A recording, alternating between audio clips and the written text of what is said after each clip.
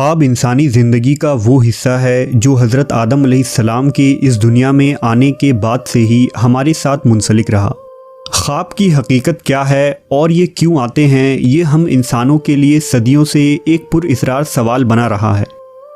ख्वाब के मुताल्लिक ज़माना कदीम से लेकर अब तक सैकड़ों नज़रियात पेश किए गए, लेकिन अब तक हम किसी हतमी नतीजे तक न पहुंच सके कि ख्वाब की ये दुनिया सिर्फ झूठ है या हकीकत, और ना ही ख्वाब की सही तशरीह आज तक मुमकिन हो सकी। एक नज़रिए के मुताबिक नींद की हालत में रूह इंसान का साथ छोड़ देती है, लेकिन दिमाग के साथ इसका ताल्लुक़ कायम रहता है और रूह जहाँ जाती है, जो करती है, उसकी तमाम इन्फॉर्मेशन दिमाग को मिलती रहती है, जो इंसान को ख्वाब की सूरत में दिखाई देता है। तारीख़ इंसानी में ख्वाब के मुताल्लिक सबसे पहले अहले यूनान ने अपने नज़रियात पेश किए। होमर अपनी मशहूर रज़मिया इलियाद में लिखता है कि ख्वाब का भेजने वाला ज़्यूस देवता है। कदीम यूनानी ख्वाब को अल्हाम का दर्जा दिया करते थे और उनका मानना था कि देवता मरीज़ के ख्वाब में खुद ही आते हैं और उसको इलाज का तरीका बताते हैं। यूनान में ख्वाब के ताबीर बताने वाले पेशावर माहरीन भी हुआ करते थे।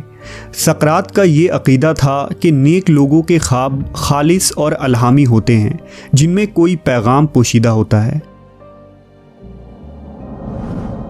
कदीम बाबुल में भी ख्वाब को बड़ी अहमियत हासिल थी। बाबली लोगों ने ख्वाब की ताबीर के लिए बाकायदा किताबें लिखी थीं। कहते हैं कि उनमें एक शख्स बाबुल के मंदिर में रोज़ सोया करता था और मुखियर से दुआ करता था। मुखियर उनके मुताबिक ख्वाब का देवता था, जो सोने के बाद ख्वाब में आकर उनसे हमकलाम होता था। अगर मिस्र की बात की जाए तो कदीम मिस्री लोग ख्वाब को एक अहम हैसियत देते थे। मिस्र के फ़िरौने वक्त ख्वाब के ज़रिया देवताओं से मदद तलब किया करते थे। इसके अलावा जादू के ज़रिया भी ख्वाब देखने का तरीका मिस्रियों में मशहूर था। कदीम मिस्रियों ने अपने महलों में ऐसे कमरे भी बनाए थे जिन्हें वो ड्रीम रूम कहा करते थे, जहाँ जाकर वो सोते और ख्वाब में अपने देवताओं से मशवरा लिया करते। वहीं हिंदू मज़हब की किताब उपनिषद के मुताबिक नींद में रूह जिस्म को छोड़ देती है और अपनी मर्ज़ी के मुताबिक जहाँ चाहे वहाँ जाती है। इसी तरह ऋग्वेद और अथर्ववेद में ख्वाब देखने के मुख्तलिफ ताबीर और माने बयान हुए हैं। अगर यहूदी मज़हब की बात करें तो उनकी किताबों में बेशुमार ख्वाब के तज़किरे मिलते हैं, जिनमें याकूब और यूसुफ अलैहिस्सलाम का ख्वाब, फ़िरौन का ख्वाब और दानियाल नबी का ख्वाब शामिल है। इसी तरह तिलमुद के मुताबिक बैतुल मुक़द्दस बनाने से कबल हज़रत सुलेमान अलैहिस्सलाम से भी खुदा ने ख्वाब में कलाम किया था। कहते हैं कि बनी इसराइल के 24 आदमी हमेशा बैतुल मुक़द्दस में मौजूद रहते थे, जो माहरीन ख्वाब थे। यहूदी फ़िरक़े की एक शाख जिसे कबालिस्ट कहा जाता है और जो कबाला जादू के माहरीन होते हैं, उनके किताबों में ख्वाब को एक तस्वीर के ज़रिए ज़ाहिर किया जाता है, जिसमें गोल दायरा के अंदर तह बतह 14 दायरे होते हैं, जिनमें सबसे अंदरूनी दायरे से सबसे बैरूनी दायरे तक एक खुला रास्ता बना होता है। यानी इंसान और खुदा के दरमियान एक बर्राह रास्त रास्ता है जो ख्वाब के ज़रिए खुलता है। न्यूलिथिक दौर के आगाज़ में ब्राज़ील के मकामी बाशिंदे याहे नाम के एक मशरूब को पीकर खुद पर एक ख्वाब की सी कैफियत तारी किया करते थे, ताकि वो ल्यूसिड ख्वाब देख सकें और नींद के ज़रिया एक जागती हुई हालत में खुदा से बात कर सकें। इसी तरह अफ्रीका के कुछ कबाइल एक ख़ास किस्म के मशरूम खाया करते हैं, जिसे खाकर वो ख्वाब की कैफियत में चले जाते हैं। 18वीं सदी में ख्वाब के मुताल्लिक सबसे ज़्यादा रिसर्च करने वाले माहिर नफ्सियात सिगमंड फ्राइड ने अपनी किताब द इंटरप्रिटेशन ऑफ ड्रीम में बताया है कि हमारी ख्वाब दरअसल हमारे अधूरी ख्वाहिशात पूरी करने के लिए आते हैं। यानी हमारे वो ख्वाहिशात जो असली ज़िंदगी में पूरी नहीं हो सकती, वो हमारे ख्वाब पूरे करते हैं, जो हमारे ब्रेन के सबकॉन्शियस माइंड का कारनामा है। लेकिन फ्राइड की ये तहकीक नामुकम्मल साबित हुई, क्योंकि हमें तमाम ख्वाब सिर्फ हमारे ख्वाहिशात के मुताल्लिक ही नहीं आते। लिहाजा फ्राइड के हम असर कार्ल जंग ने अपनी थ्योरी में ये बताया कि दिमाग का एक तीसरा हिस्सा भी होता है जिसे अनकॉन्शियस माइंड कहते हैं। इस हिस्से में हमारे बचपन की यादें, ज़ाती यादें और हमारे आबाओ अजदाद की मजमूई यादें दफन होती हैं और इसलिए नींद की हालत में हमारा दिमाग अनकॉन्शियस माइंड के उन यादों को दिखाता है।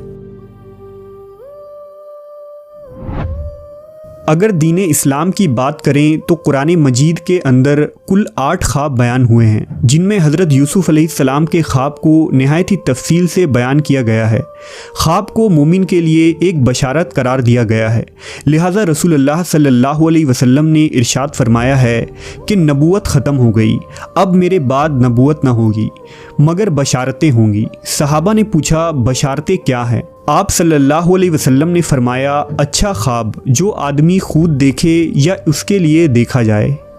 अहादीस के मुताबिक ख्वाब के 3 अक़साम होते हैं। बाज़ ख्वाब शैतान की तरफ से मोमिन बंदे को परेशान करने के लिए होते हैं। दूसरा वो ख्वाब जो बेमाने होते हैं और इंसानी जहन के हिजान का नतीजा होता है। और तीसरा ख्वाब फरिश्ते की तरफ से होता है जिसमें कोई पैगाम या आइंदा होने वाले वाक़यात की बशारतें मौजूद होती हैं। एक मकाम पर नबी करीम सल्लल्लाहु अलैहि वसल्लम ने फरमाया कि ख्वाब नबूवत का 46वां हिस्सा है। लिहाजा खुद आप सल्लल्लाहु अलैहि वसल्लम पर वही की इब्तदा सच्चे और पाकीज़ा ख्वाबों की शक्ल में हुई थी। आप ख्वाब में जो कुछ भी देखते वो सच्चा साबित हो जाता। ख्वाब की ताबीर भी अहद नबवी में नहायत ही अहमियत रखता था। लिहाजा रिवायतों के मुताबिक फ़जर की नमाज के बाद नबी करीम सल्लल्लाहु अलैहि वसल्लम अमूमन अपने सहाबा की तरफ मुंह करके बैठ जाया करते थे और पूछा करते थे कि क्या आज रात किसी ने कोई ख्वाब देखा है? अगर किसी ने कोई ख्वाब देखा होता तो वो उसे बयान कर देता और फिर आप उसकी ताबीर बयान करते थे। माहिरीन नफ्सियात के मुताबिक ख्वाब की सबसे पुरअसरार किस्म ल्यूसिड ड्रीम है। लफ्ज़ ल्यूसिड ड्रीम का इस्तेमाल सबसे पहले एक साइकाइट्रिस्ट फ्रेडरिक वान ने 1913 में लिखी अपनी किताब अ स्टडी ऑफ ड्रीम में किया था। ल्यूसिड ड्रीम के दौरान ख्वाब देखने वाले शख्स को ये पता होता है कि वो ख्वाब देख रहा है, लिहाजा वो शख्स इस ख्वाब में जो चाहे करता है और जहाँ मर्जी वहाँ जाता है। ये नींद का सबसे गहरा यानी 4th स्टेज होता है जब हम गहरे नींद में चले जाते हैं। ल्यूसिड ड्रीम में एक शख्स को अपने ख्वाब पर मुकम्मल कंट्रोल हासिल हो सकता है, लेकिन ये अमल ट्रेनिंग और प्रैक्टिस का नतीजा होता है और हर शख्स के लिए लूसिड ड्रीम को कंट्रोल करना मुमकिन नहीं है। इसी ल्यूसिड ड्रीम के मुतालिक एक सहाबी रसूल का मशहूर वाक़या है जिनका नाम हज़रत अबू अमामा बाहली रज़ी अल्लाह ताला अन्हु था। हज़रत अबू अमामा को आप सल्लल्लाहु अलैहि वसल्लम ने अहले बाहिला कबीले की तरफ दीन की दावत देने के लिए भेजा, जो उनका अपना कबीला था। जब हज़रत अबू अमामा बाहला पहुँचे तो लंबे सफ़र की वजह से आपको शदीद भूख लगी थी। इत्तफ़ाक़न बाहला के लोग उस वक्त खाना खा रहे थे। जब उन्होंने अबू अमामा को देखा तो खुश आमदीद कहा। फिर उन्होंने उनसे कहा कि हमें पता चला है कि तुम मोहम्मद के दीन की तरफ माइल होकर बेदीन हो रहे हो। इस पर हज़रत अबू अमामा ने उन्हें दीन की बातें बताईं और इस्लाम की दावत दी। इस पर वो लोग बेजार हो गए और उन्होंने अबू अमामा को वहाँ से चले जाने को कहा। आपने उनके इस रवैये पर अफसोस का इजहार किया और उनसे थोड़ा पानी मांगा, क्योंकि उन्हें शदीद प्यास लगी थी। लिहाजा उन्होंने उन्हें पानी देने से इनकार कर दिया और कहा कि जाओ, तुम प्यासे ही मर जाओ। हज़रत अबू उमामा वहाँ से दूर चले गए। भूख और प्यास से उनका बुरा हाल हो रहा था, लिहाजा वो एक मकाम पर बैठ गए और ज़मीन पर ही टेक लगाकर सो गए। इस नींद के अंदर उन्होंने एक ख्वाब देखा जिसमें उन्हें दूध जैसी कोई चीज़ पीने को दी गई। हज़रत अबू अमामा कहते हैं कि लोगों ने इससे ज़्यादा लजीज कोई चीज़ भी ना पी होगी और मैंने वो सारी पी ली, यहाँ तक कि मेरा पेट भर गया। इधर जब बाहला के लोगों का गुस्सा ठंडा हुआ और उन्हें अबू अमामा पर रहम आया तो उन्होंने एक आदमी के हाथों खाने पीने का सामान अबू अमामा के लिए भेजा। लेकिन जब आप नींद से बेदार हुए तो आपका पेट पहले ही एक बेहतरीन ख्वाब के ज़रिया भर चुका था। लिहाजा उन्होंने उस शख्स को मना कर दिया और कहा कि अल्लाह ने मुझे खिला दिया है। बल्कि हज़रत अबू उमामा ने उस शख्स को अपना पेट भी दिखाया कि मैं इतना खा चुका हूँ कि ये शिकम शेर होकर भर चुका है। बाहिला के लोगों पर इस वाक़े का ऐसा असर हुआ कि उन्होंने अबू उमामा के दावत को कबूल कर लिया और वो सब मुसलमान हो गए। ये ऐसा ख्वाब था जिसमें हज़रत अबू उमामा को उस सफ़ेद दूध का जायका भी महसूस हुआ और ख्वाब में खाई गई ग़ज़ा बाकायदा उनके पेट में पहुंच गई थी। ये वो ख्वाब था जिसकी कोई तशरीह इंसानी जहन से नहीं की जा सकती।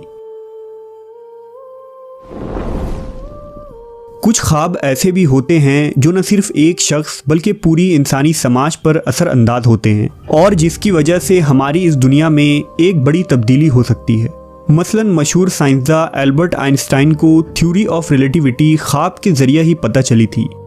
निकोला टेस्ला ने अपनी कई दरियाफ्त के बारे में ये लिखा है कि उन्हें ये ख्वाब में बताया गया था। मशहूर मैथमेटिशियन रामानुजन के मुताबिक उसने कई फार्मूले ख्वाब में देखे और दुनिया के सामने पेश किए। इसी तरह 1913 में नील बोहर को ख्वाब के ज़रिए एटम का स्ट्रक्चर पता चला था। ऐसे साइंसदानों, मुहक्किकीन और मुसन्निफ़ों की हज़ारों कहानियाँ हैं जिन्होंने ख्वाब में ऐसा कुछ देखा जिससे इंसानियत की तारीख़ ही बदल गई। रिवायत है कि नबी सल्लल्लाहु अलैहि वसल्लम के एक सहाबी हज़रत अम्मारा बिन खुज़ैमा के वालिद ने एक दफ़ा एक ख्वाब देखा कि वो नबी के पेशानी के साथ अपनी पेशानी टिकाए हुए हैं। जब अम्मारा रज़ी अल्लाह ताला अन्हु ने ये ख्वाब आपको बताया तो आप सल्लल्लाहु अलैहि वसल्लम ने फरमाया, रूह रूह से मुलाकात करती है और मोमिनों की रूहें एक दिन और एक रात का फासला तय करके एक दूसरे से मिल लेती हैं, जबकि उन्होंने एक दूसरे को देखा भी हो। ख्वाबों की दुनिया कोई अफसानवी दुनिया नहीं है बल्कि एक हकीकी दुनिया है। ऐसी दुनिया जिसे आज भी मुकम्मल तौर पर हम नहीं समझ पाए हैं, जहां रूहानियत और साइंस में कोई फ़र्क नहीं होता। तो क्या ख्वाब के दौरान हमारी रूहें वक्त और जिस्म के क़ैद से आज़ाद होकर आसमानों और ज़मीनों और मुख्तलिफ़ डायमेंशंस में घूमती फिरती हैं? क्या ये सब एक ऐसे जहां में हो रहा है जो वक्त और ज़माने की क़ैद से आज़ाद है और जहां माजी, हाल और मुस्तक़बिल सब एक साथ चल रहे होते हैं?